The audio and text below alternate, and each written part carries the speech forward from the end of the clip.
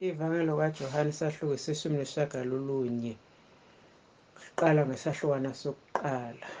UPilato wayesemthatha uJesu wamshaya, amabutho aluka umqhele wameva ufaka ekhanda lakhe, amembathisa ingubo ebubende, aya kuye athi, "Bayede, Nkosi yabaJuda," ammukula. UPilato wabuye waphuma, wathi kubo, "Bhekani ngimkhiphela kini, ukuze nazi ukuba angifumani cala kuye." Wayesephuma uJesu ethwele umqhele wameva nengubo ebubende, wathi kubo uPilato, "Bhekani lo muntu." Bathi bembona abapristi abakhulu nezikhonzi bamemeza bathi, "Mbethele, mbethele esiphambanweni." UPilato wathi kubo, "Mthatheni nina, nimbethele esiphambanweni, ngokuba angifumani cala kuye." Kepha abaJuda bamphendula bathi, "Sinomthetho thina, ngalo mthetho ufanele ukufa, ngokuba ezenzile indodana kaNkulunkulu." Kuthe uPilato ezwa lelo zwi, wayikhona esaba kakhulu. Wabuye wangena enqabeni, wathi kuJesu, "Ungowaphi wena na?" Kepha uJesu kamphendulanga. Khona wathi uPilato kuye, "Awukhulumi kimi na? Awazi ukuthi nginamandla okukukhulula, nginamandla futhi okukubethela esiphambanweni na?" UJesu waphendula wathi, "Ngaba unamandla neze phezu kwami, ukuba awuwanikwanga ngaphezulu. Ngalokho-ke onginikele kuwe unesono esikhulu." Ngalokho uPilato wayefuna ukumkhulula, kepha abaJuda bamemeza bathi, "Uma ukhulula lona, awusiyo umhlobo kaKhesari. Osuka ezenza inkosi umelene noKhesari."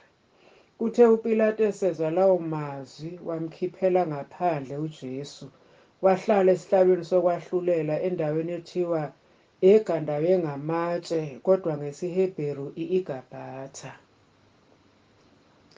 Kwakungolokulungiselela iPhasika, kungathi ihora lesithupha. Wathi kubaJuda, "Bhekani inkosi yenu." Ngakho bamemeza bathi, "Susa, susa, mbethele esiphambanweni." Wathi kubo uPilato, "Ngibethele inkosi yenu na?" Abapristi abakhulu baphendula bathi, "Asinankosi, uKhesari kuphela." Wayesemnikela kubo ukuba abethelwe esiphambanweni. Bamthatha-ke uJesu bahamba naye.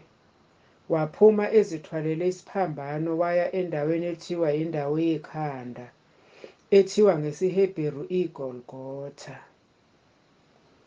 Bambethela khona nabanye ababili, kanye naye ngalapha nangalapha, uJesu ephakathi. Kepha uPilato waloba isaziso wasibeka esiphambanweni, kwakulotshiwe ukuthi, "uJesu waseNazaretha, inkosi yabaJuda."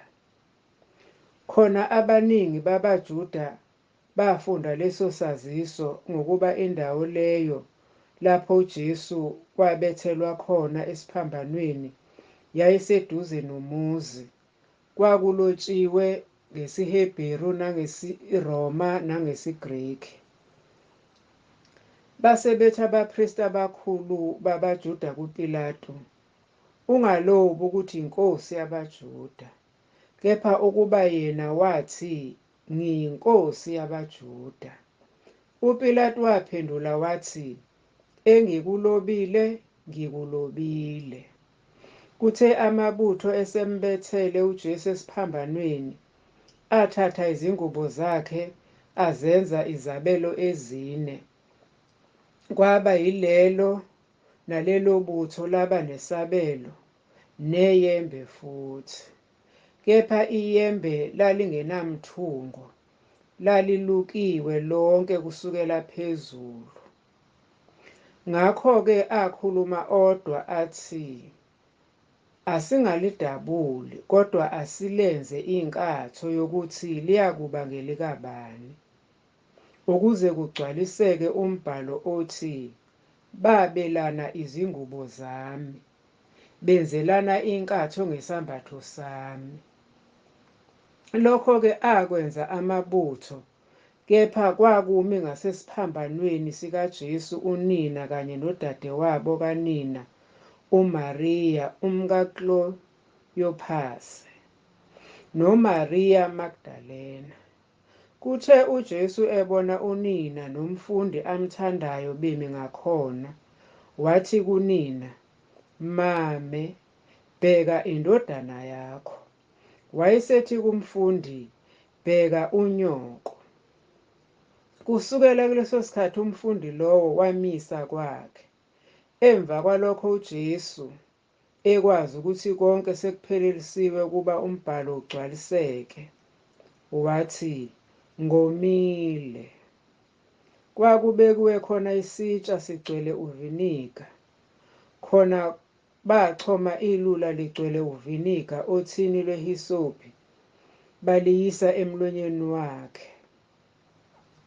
Kwathi kuba uJesu ewamukele uviniga, wathi, "Kufeziwe," wagebisa ikhanda wafa. Khona abaJuda, ngokuba kwakungolokulungiselela ukuze izidumbu zingahlali esiphambanweni ngeSabatha, ngokuba lolo suku lweSabatha lwalulukhulu, bamnxusa uPilato ukuba yaphulwe imilenze yabo, basuswe. Ayeseza-ke amabutho ayaphula imilenze yowokuqala neyomunye owayebethelwe naye. Esefika kuJesu ebona ukuthi usefile, kawayaphulanga imilenze yakhe. Kodwa elinye lamabutho lamgwaza ohlangothini ngomkhonto, kwaphuma masinyane igazi namanzi. Obonileyo ufakazile, ubufakazi bakhe buqinisile. Yena-ke uyazi ukuthi ukhuluma iqiniso ukuze nikholwe nani. Ngokuba lokho kwenzeka ukuba kugcwaliseke umbhalo othi, "Akuyikwaphulwa thambo lakhe." Futhi omunye umbhalo uthi, "Bayakumbheka abamgwazileyo." Emva kwalokho uJosefa wase-Arimathiya, engumfundi kaJesu kepha ekufihla ngokwesaba abaJuda, wacela kuPilato ukuba asuse isidumbu sikaJesu. uPilato wavuma-ke. Wayesefika wasisusa isidumbu sikaJesu. Kweza noNikodimo wafika kuye kuqala ebusuku, waletha ixube lenhlaka nomhlaba kungathi amalitra 100. Ngakho base besithatha isidumbu sikaJesu, basisonga ngezindwangu zelineni kanye namakha njengesiko labaJuda lokumbela. Khona kwakuleyo ndawo lapho wayebethelwe khona esiphambanweni, kwakukhona insimu, nasensimini kukhona ithuna elisha okwakungazange kubekwe muntu kulo. Bambeka lapho-ke uJesu ngenxa yelokulungiselela kwabaJuda, ngokuba ithuna laliseduze.